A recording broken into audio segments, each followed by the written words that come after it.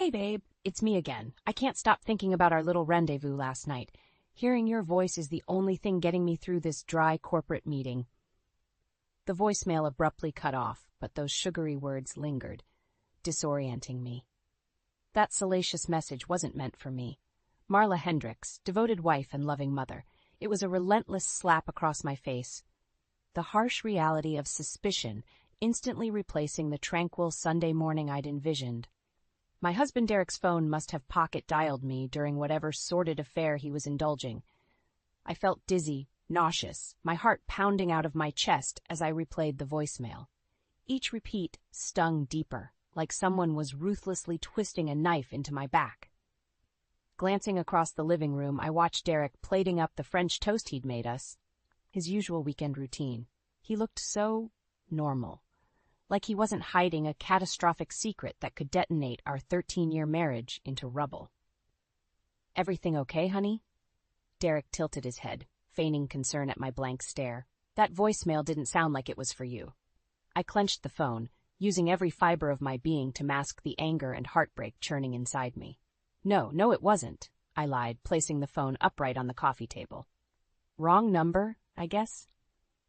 Derek shrugged and returned to the kitchen, seemingly unbothered. But I sat motionless, a whirlwind of chaotic thoughts and questions roaring through my mind. Who was this mystery woman? How long had this affair been going on? Why would the man I loved, the father of my child, risk demolishing the life we built together? I stared blankly at the half-finished painting propped on my easel, a light-hearted meadow scene I'd been working on to commemorate our anniversary in a few weeks. The once vibrant colors now appeared dull and lifeless. Not unlike my marriage, it seemed. My artistic mind, which typically saw beauty in even the most intricate details, began plotting how to extract the brutal truth from Derek's lies. I needed to unmask his deception through his own actions, not wasted words. If he thought he could so brazenly betray me, he was gravely mistaken. This was one canvas that wouldn't simply be painted over.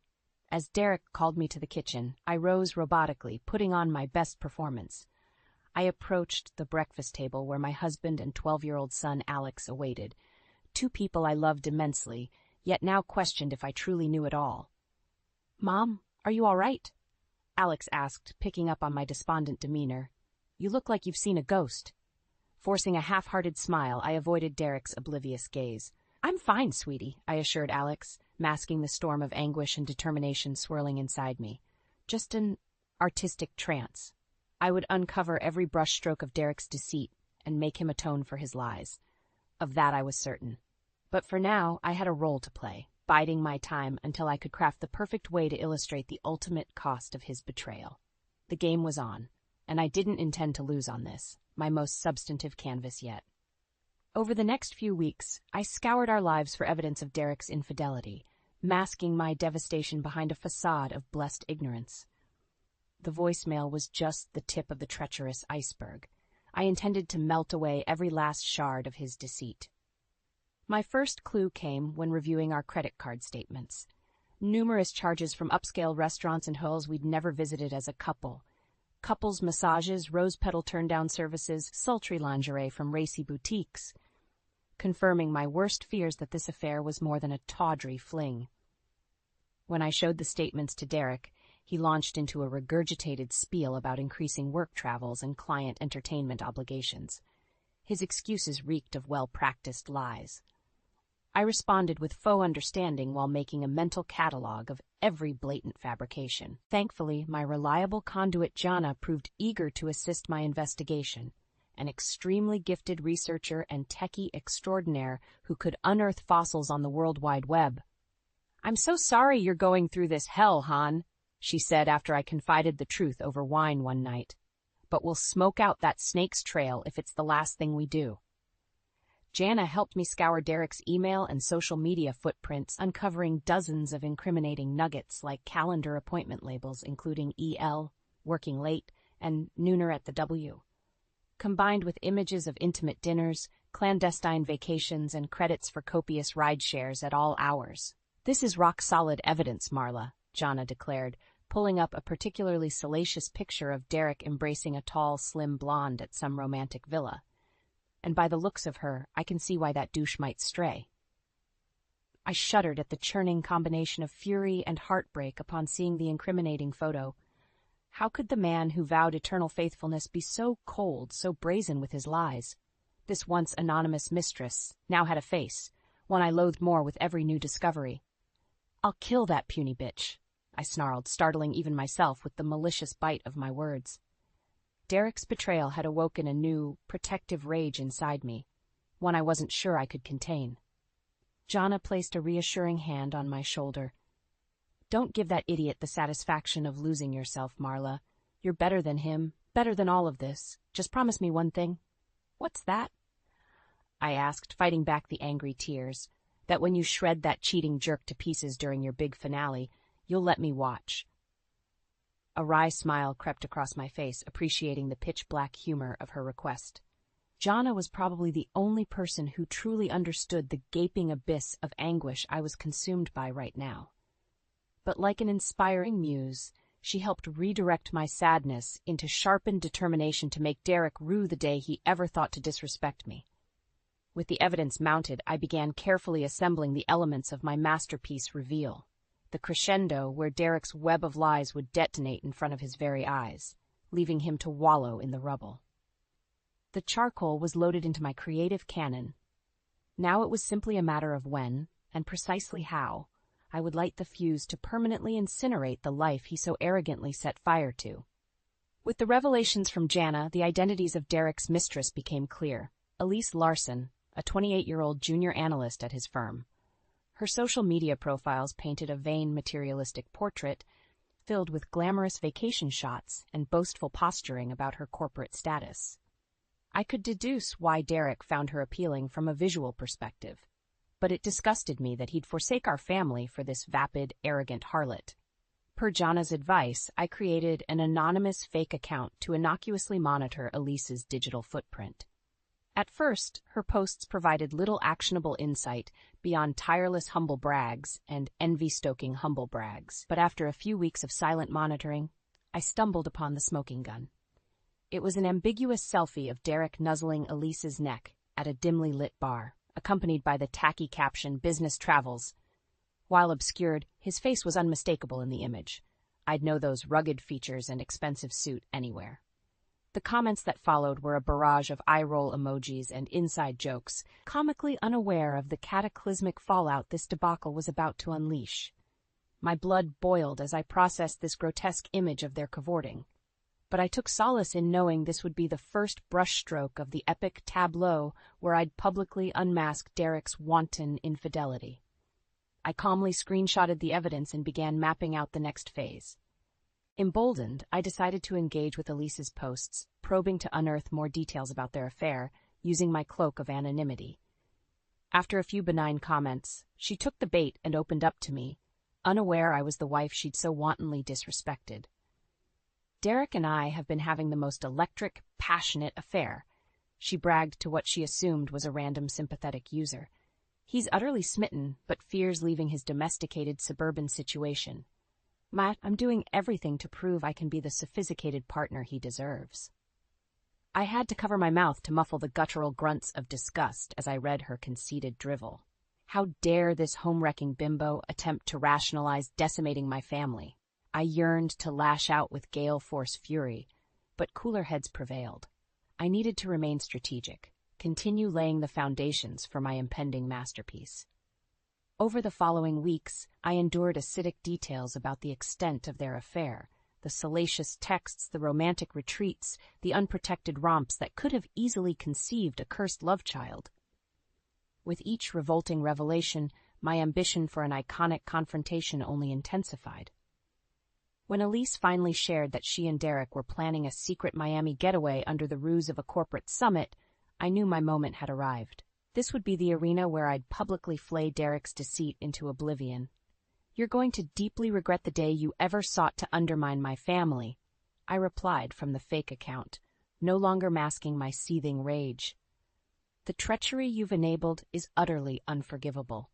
I hope you can live with the infamy of being branded a home-wrecking whore for the rest of your superficial, worthless life."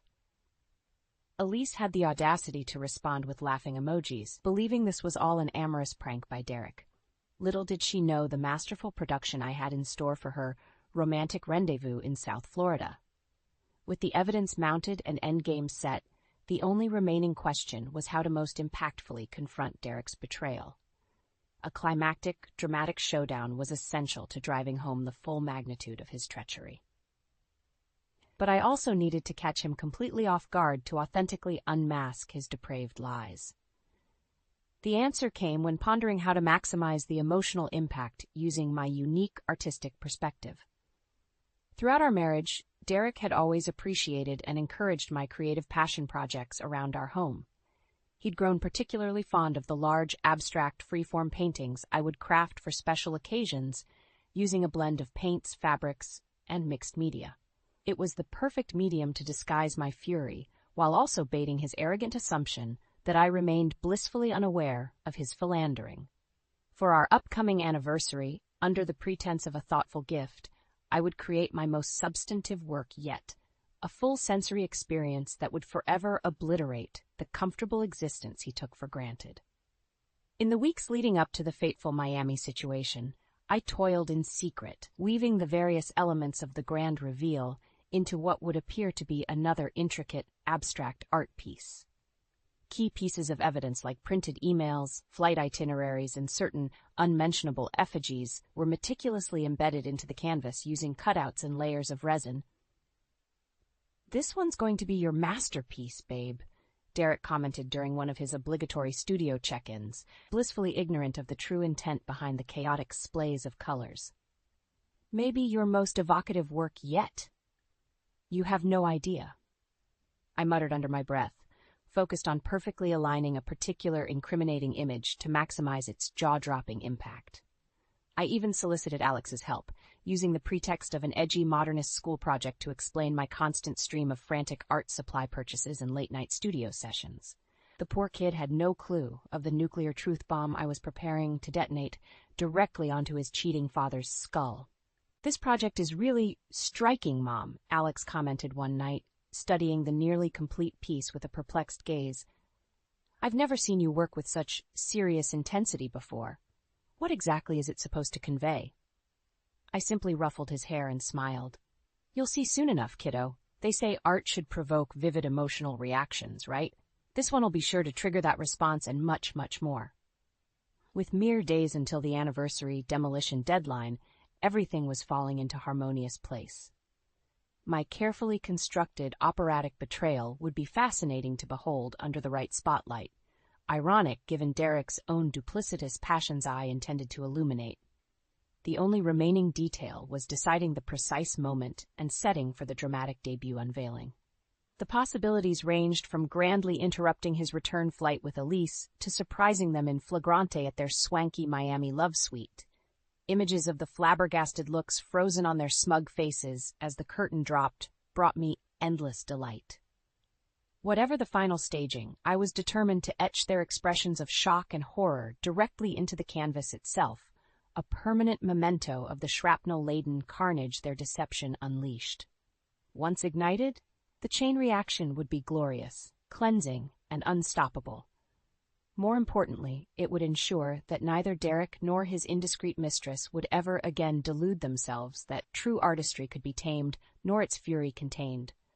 Their legacy would be branded into infamy, with relentless, vivid strokes they'd never be able to erase. I could hardly wait to immortalize their expressions of regret on that final fateful, skin-blistering masterpiece unveiling. No filter, no facade, just the raw, gruesome truth of how their lies appeared when finally illuminated. The final brushstrokes of my grand masterpiece were finally set. All that remained was determining the exact staging for the most climactic, skin-searing unveiling imaginable. That opportunity arrived when I discovered the real itinerary for Derek and Elise's so-called corporate summit in Miami. Turns out our wedding anniversary happened to perfectly align with their planned romantic rendezvous at a luxury beachfront resort. "Wow, they really went all out for this regional meeting," I muttered sarcastically while reviewing the reservations Jana helped unearth. Couples massages, private beach cabanas, and the premium honeymoon suite. clearly separated from any business obligations. "Holy hell, look at the charges for this place," Jana exclaimed, her jaw dropping at the eye-popping hotel costs. "Multiple grands for just a 3-night stay? Your husband's bimbo really is hemorrhaging him for all he's worth." Those greedy expenses only emboldened my determination to ultimately bankrupt Derek, financially, emotionally, and reputationally. He enjoyed a lucrative career and entrepreneurial ambitions. Thus, public infamy carried significant economic consequences to complement his personal ruin. "Please tell me this is where you're finally going to detonate that truth bomb of yours," Jana pleaded, recognizing the cosmic timing at play. "Imagine the visuals. That pretentious bitch getting her overpriced extensions and fake tan realigned right there on the white sand." I couldn't resist smirking and slowly nodding, already envisioning the epic showdown about to commence. Every agonizing second of the preceding months had been strategically leading to this very crescendo. I would finally unleash the full cataclysm of Derek's deception in broad, unrelenting daylight. As the anniversary arrival loomed, I drafted the perfect innocuous pretext to covertly trail them to Miami, an extended work trip, to allegedly guest lecture at a series of high school art programs across Florida. My own principal, a close confidant, was fully looped into the real reason for my scheduled travels. "Give that slimy bastard one square between the eyes for me," she advised while greenlighting my absence. "Shatter every ounce of dignity he has left." Even Alex was left on a need-to-know basis during those tense final days of preparation.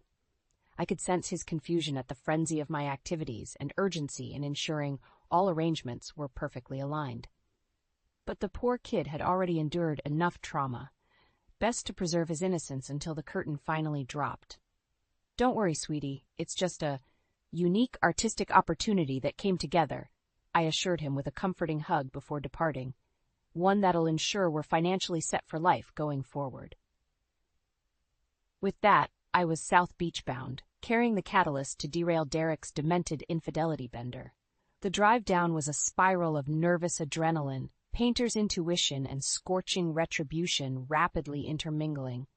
Every minute detail was perfectly coordinated based on Elise's arrogant social media updates brazenly teasing their romantic getaway.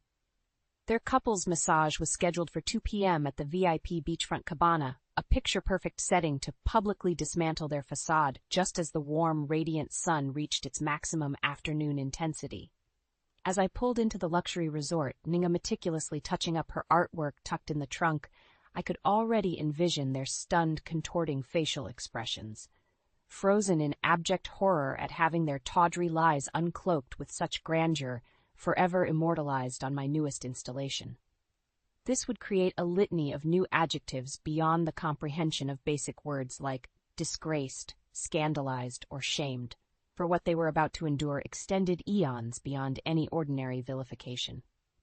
As the clock struck 2 p.m., I calmly approached the private cabana where Derek and Elise were likely tangled in the throes of their torrid soulmate delusions. Strapped tennis ball halters in hand, I steadied my breathing and stepped into the bright sweltering Miami sunshine. 3 sharp raps on the partition announced my arrival. "Cabana service," I declared with perverse delight as the curtain whipped open. It was showtime. The curtain whipped open to reveal Derek and Elise partially unclothed on the massage tables, their arms tangled together in an intimate embrace. "What the hell?" Derek shouted, instinctively covering himself as I barged into the cabana brandishing my ingeniously disguised masterpiece. "Oh my God!" Elise shrieked, clutching the table sheets tightly to preserve what little modesty remained. "Marla, what are you doing here?"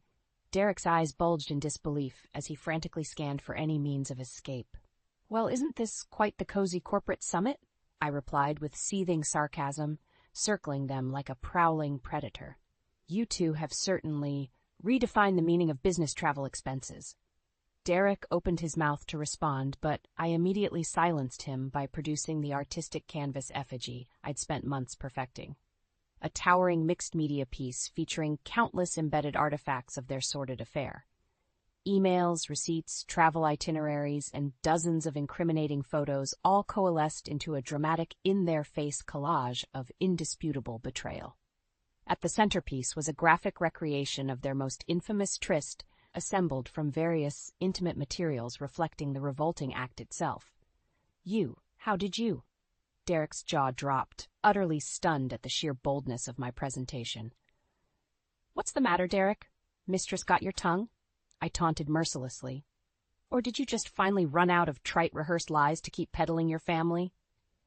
Elise released an audible cry upon recognizing the full extent of the evidence before her, instantly understanding her future had been cremated beyond any feasible retrieval. This is insane. She managed through terrified sobs, burying her head under the sheets.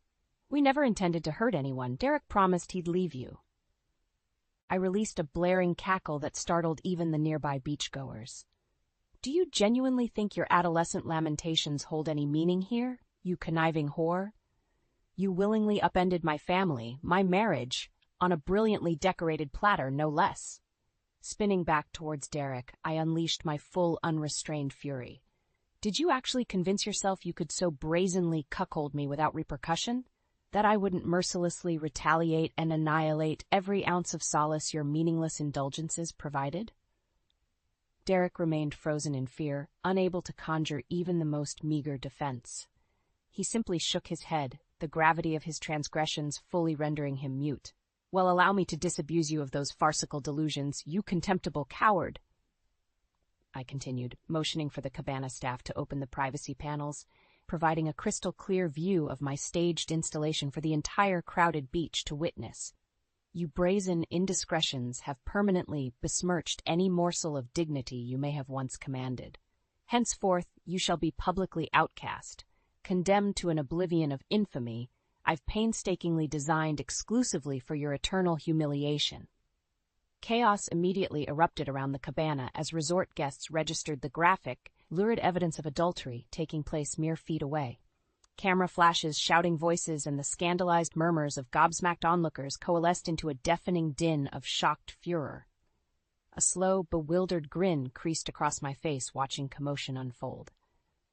This was exceeding even my wildest conceptualizations, a waking bacchanalia of retribution raining from all corners to utterly dismantle Derek and Elise. Grabbing the microphone from a nearby DJ's booth, I couldn't resist indulging my performative flair for the literally captive audience assembled before me. Esteemed guests of Miami Indigo Resort, I have but one final, solemn denouement to share, I announced, raising the mic over my head like a victorious gladiator. This miserable, duplicitous snake in the grass is none other than Derek Adams, CEO of Patriot Capital Management, and until recently, a beacon of our community's moral integrity. A unified gasp of shock washed across the spectatora as Derek's true identity was unveiled. Several euthymtic moans of contempt and furious condemnation instantly recognizing the high-profile figure at the center of this grotesque controversy. And his accomplice in treachery? I continued, lustily savoring each syllable. This designer harlot Elise Larson, a junior peon so consumed by social status that she willfully violated the sanctity of marriage to bed her wealthy Creighton superior. Elise released a torrent of sobs, cradling her bare body as the cameras frantically flashed around us, capturing her in the ultimate state of debasement and ruin. The infamy she so desperately courted was now permanent and inextricable. So burn these visions into your memories, dear friends, I exclaimed, motioning grandly towards the still open-air cabana. For this disgraceful, flaming pyre of deception shall forever memorialize their legacy of sin. Throwing my head back, I unleashed a torrent of hysterical laughter as the riotous chaos reached its feverish crescendo. This ultimate masterclass execution was worth every enduring second of agony. At last, the most deserving justice had finally emerged radiant upon my cunningly crafted canvas of utter disgrace. In the aftermath of the Miami cataclysm, my life rapidly transformed from devastated victim to administration of poetic justice. Derek's once illustrious reputation now lay in ashes, destroyed by the vivid infamy I'd meticulously crafted. The lurid images and videos from the confrontation went viral within hours, sparking a tidal wave of spurning contempt. Derek was promptly fired from his executive role at Patriot Capital, while Elise's professional demise wasn't far behind. Corporate America had no tolerance for scandals of such grotesque moral indecency. Divorce proceedings commenced immediately as well. Thanks to the mountain of evidence I'd gathered, Derek found himself with negligible legal recourse to contest my demands. Attempting to fight would only further incite the PR nightmare he already faced. "You'll be lucky if I don't pursue criminal charges for inflicting such psychological distress," my attorney warned Derek during our first negotiation session. After the reputational havoc Ms. Hendricks has already unleashed, Derek sat motionless, his eyes still haunted from the mortification of that Miami spectacle. His once profound ambition and gravitas had disintegrated into meek subservience. Not even Elise's presence could rouse him from this pathetic, shameful descent. "Whatever you want, I'll agree to it all," he finally muttered in resignation. "Just make the mass media inferno stop, please." My grin stretched ear to ear as I basked in his utter capitulation. For so many agonizing months, regaining control of my destiny seemed impossible in the shadow of his deceptions. But through radical, artful expression, I'd ruthlessly reversed our positions of power. The dishonor he recklessly invited had now consumed him entirely. In the end, the monetary sum and assets awarded were almost immaterial compared to extracting this psychological devastation upon him. The ritual public execution of Derek's false idolatry marked the true catharsis. He'd been disgraced beyond any potential redemption, his capacities for respect, leadership, and moral virtue permanently revoked. As the settlement formalities concluded, I couldn't resist delivering one final condemnation while his lawyers looked on helplessly. "For years, I stood faithfully by your side, sacrificing my own passions to support your ambitions, nurture your ego, and create the family you so brazenly disregarded." I seethed across the table. "Yet you still choose to squander it all on juvenile bouts of meaningless, fleeting lust. So tell me, Derek, how does it feel to be so thoroughly undressed and behold your legacy as nothing more than karmic infamy?" He slowly lifted his head, the anguish writ across his features almost evoking twinge of faded pity within me. "Almost. How could you orchestrate such a cruel, sadistic destruction?" he murmured through quivering breath. "I thought you were an artist, not a sociopath." My eyes narrowed as I leaned across the table, savoring one final chance to twist the dagger deeper into his hollowed existence. "Oh, I am very much an artist, Derek. One with a mastery of conveying vivid realities through my chosen muse. You see, your mistress's self-professed talents were merely the inspiration for my grand masterpiece. But only I could truly capture the raw obscenities of your deception in their most rapturous form." Drawing a deep breath, I pulled the folded sheet from my blazer's inner pocket and slid it forcefully towards him. "These terms represent the full-scale annihilation of your wicked misdeeds, ratified as official infamy. Their permanence is every bit as exquisite as your deceit was grotesque." Derek's eyes welled with tears as he tentatively reached for the settlement documents, his legacy of sacred vows now abolished into smoldering ruin. Even Elise couldn't bear to offer consolation, her choked sobs signaling whatever bond remained was caustic. Pushing back from the table, I reveled in their resounding defeat as an overwhelming wave of jubilation washed over me. My purpose was renewed, my soul's revival absolutely transcendent. The final truths had defiantly won their glorious vindication. "You can thank me whenever the self-pity fades for respecting your most sacred adulterous wishes," I proclaimed, straightening my jacket as their teary murmurs faded into irrelevancy behind me, "which was simply to make your infamy eternal and unforgettable." With Derek's karmic demolition finalized, I could finally exhale and begin reconstructing my life from the ashes of deception. The all-consuming fury that guided me now faded, replaced by an exhilarating sense of liberation and renewal. The financial settlement awarded from the divorce proceedings was substantial, more than sufficient to ensure a comfortable future for Alex and I as a reconstituted family unit. While monetary compensation could never atone for the breach of sacred marital trust, it did provide the means to pursue ambitious new endeavors on my own uncompromising terms. My first priority was relocating us from the suburban Denver community where our family roots had taken shape, but were now indelibly scarred by Derek's infamy. A fresh environment free from the incessant scrutiny and instigated whispers seemed essential for personal healing. Santa Fe's vibrant art scene proved the perfect regenerative landing pad for our relaunched lives. I easily found a charming adobe home in the historic district within walking distance of the town's creative epicenter. "This is so cool, Mom," Alex gushed during our first driveway basketball session in the new neighborhood. "No more lame homeowners association rules or anything." I smiled, watching him effortlessly adjust to our new normal, grateful to see his childlike spirit buoyed rather than diminished by the recent familial tumult. "You know it, kiddo. Out here, we can be as weird and free-spirited as we want." With our personal sanctuary secured, I began meticulously exploring spaces to establish myself as a professional artist in the Santa Fe community. Several upscale galleries had representation availability, citing the recent influx of my compelling new work as a driving factor. Because unbeknownst to me, several attendees at my Miami performance had documented the entire audacious confrontation, instantly transforming it into an urban legend of avant-garde, subversive expressionism virtually overnight. Your courageous willingness to confront subjugation through such visceral motifs has already mythologized you as a defiant voice for the culturally repressed, one gallery owner proclaimed during my inquiry meeting, clearly enamored by the prospect of representing such dangerous artistry. "Please allow our humble exhibition space to provide a radiant platform for your truths." Not one demur from opportunistic mythologizing, I accepted his effusive overtures without hesitation.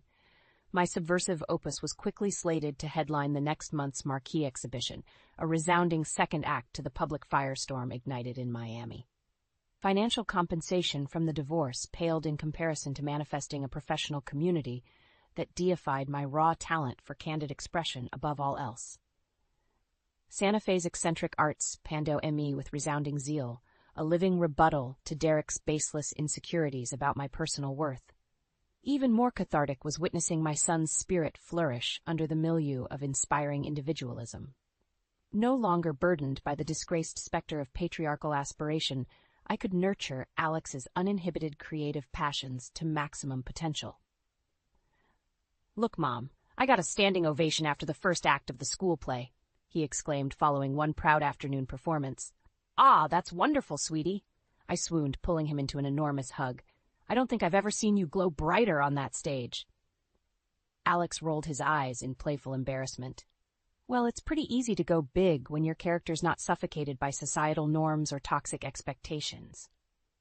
My heart swelled with overwhelming pride hearing those words. Gone was the sad, confused little boy silently processing the fallout from Derek's disgraceful unraveling.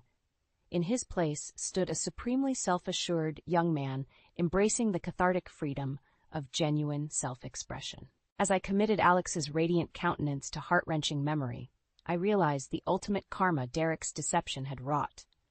By brazenly underestimating the fury of a passionate artist scorned, he'd forced a metamorphosis that released us both from the crushing conformity of his bygone value system. My son's unrestrained spirit now burned with the same righteous flames that had decimated Derek's narcissistic idolatry. We were finally unbound from societal expectations to embrace our most vibrant, authentic selves. For that ultimate paradigm shift of purpose, Derek's treachery would be forever indelible, the harbinger sparking our rebirths.